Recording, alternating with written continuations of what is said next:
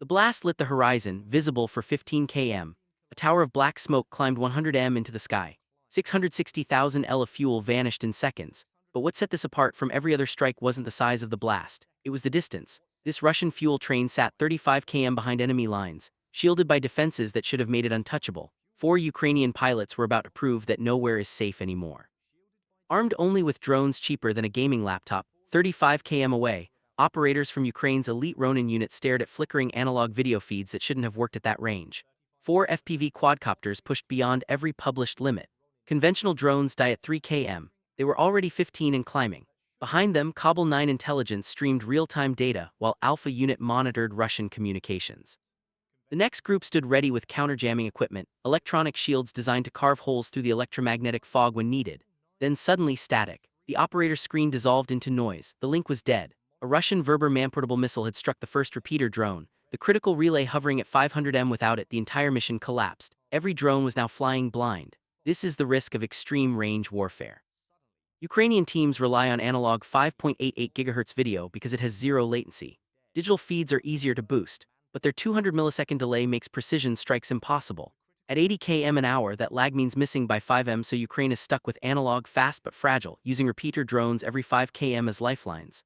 The Ronin operator waited 3 seconds, 5 seconds, then the backup repeater came online. Flying lower at 200 m, it was harder for Russian sensors to hit but less effective. Signal strength dropped to 60%. The video turned grainy, but it worked. The chain was alive again, stretching towards the Russian train loaded with diesel and aviation fuel. This wasn't a solo mission. 4 specialized groups moved as one machine. Kabul 9, Ukraine's defense intelligence, had tracked the train for weeks, mapping its routes and timing. Alpha unit handled electronic overwatch, intercepting Russian chatter. Next group managed counter-UAS systems, and Ronin flew the attack drones. Every link mattered. Ukraine always deploys 3 repeaters per chain, 1 main and 2 backups flying at different altitudes. 500 m for range, 200 for stealth, and 100 for survival. Each sits 2 km apart, so a single missile can't take out more than one. Ronin pilots train for this exact chaos. 200 simulator hours learning to navigate blind. When the feed drops, they rely on timing and terrain memory. Follow the tracks for 15 seconds, bank right, climb over power lines, count 10, level out. Mantras become lifelines when technology fails. The Russians knew something was coming, they always do. The question was whether their walls could stop it. In the distance, the fuel train rolled at 40 km/h, unaware that 4 drones were closing in. The lead drone was 20 km out. What happened next would decide if Ukraine's gamble would pay off or vanish in Russian airspace. At 25 km, the lead drone entered an electromagnetic storm. The feed didn't degrade, it disintegrated. Static black screen. The drone had flown into the reach of Russia's R-330 Zetal electronic warfare system, a truck-mounted jammer that floods frequencies from 100 to 2000 MHz, creating a 15 km bubble where no signal survives. But theory rarely matches the battlefield. The Ukrainian operator began frequency hopping, 40 channels per second, searching for tiny gaps in the Russian jamming field. The Zetal couldn't cover every frequency at once. There were milliseconds of silence, small shifting cracks, and Ronin had mapped them from previous missions. Russian jammers focus on common FPV bands, 5.8, 2.4, and 1.2 GHz, but there are blind spots. Ronin's drones danced across the spectrum. 3 hops on common bands to confuse the enemy, then a quick jump to a gap frequency for 2 seconds of clarity, then back to chaos. For 15 agonizing seconds, the drone flew blind.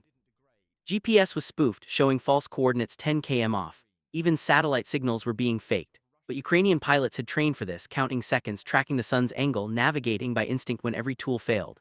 Behind the lead drone, 3 more followed, spaced exactly 30 seconds apart.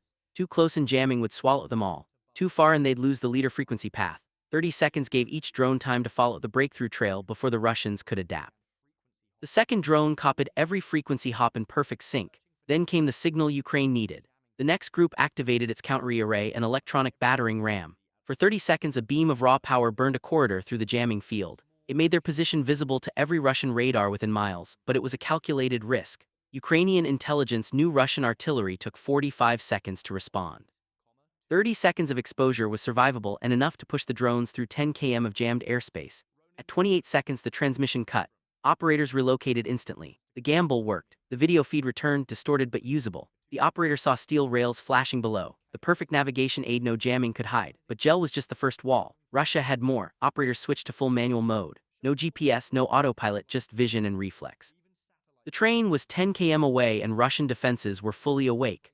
The Krasuka 4 system picked up the drones. Next, its sensors could detect control signals 150 km away. It relayed data to a Pantsir S-1 air defense battery which locked onto the lead drone, 8 seconds to intercept. The Ukrainians had planned for this too. 6 new contacts suddenly appeared on Russian radar. Decoy drones, each costing barely $200 but equipped with corner reflectors that made them look massive. The Pantsir's computer couldn't tell fake from real.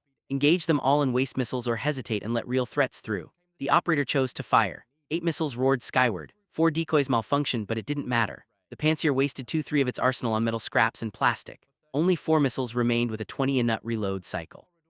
Its cannons still worked, but they had a fatal flaw. The attack drones dropped 10 m high, hugging the ground. The Pantsir's radar couldn't lock onto anything that low. It confused the targets with ground clutter. The drones were skimming the grass, dodging obstacles at 80 km/h. Power lines flashed past every few hundred meters, nearly invisible through the static. Trees and even birds became lethal threats. Ronin pilots had memorized every inch of the route.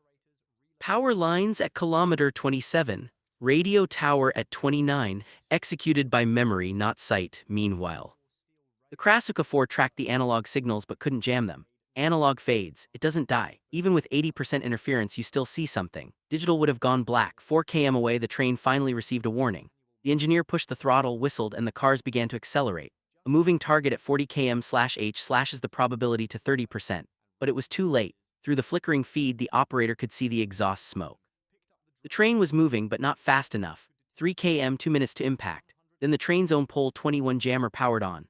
A mobile system designed to fry navigation signals. GPS vanished instantly. GLONASS failed. Even the magnetic compass spun, but the analog video held blurry, static, distorted, but still there. Drivers followed tracks like a road painted through chaos, counting cars by static. 765, the third car behind the locomotive, carried the most fuel.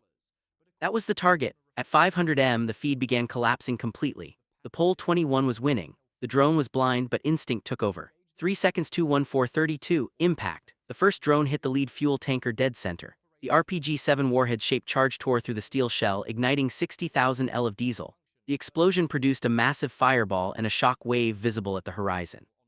The shock wave slammed into the next cars, locking the train's brakes. 30 seconds later, the second drone arrived. Smoke blanketed the sky, but the pilot counted tracks in time. He aimed for the fourth car. Impact, another eruption. Fire spread like a chain reaction. The third drone plunged through the smoke, thermal cameras blind from heat. The pilot flew on memory, guided by rhythm, kilometer after kilometer, until a flash of metal appeared through the static. Impact.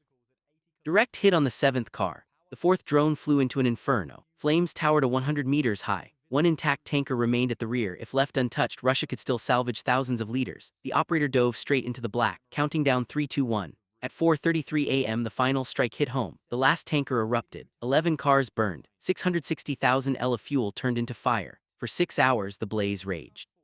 Steel rails twisted like ribbons. Concrete ties shattered. The vital supply line was destroyed for at least 72 hours. 4 drones, total cost of $12,000, had wiped out $3 million of fuel and infrastructure. But the real impact was psychological. They'd proven that even deep behind the front, nothing was untouchable. The age of safe logistics for Russia was over. If Ukrainian drones can hit 35 km today, commanders know what comes next. 50 tomorrow, 100 next week. No train, no depot, no bridge is beyond reach. Ukraine's drone war has just rewritten the rule book.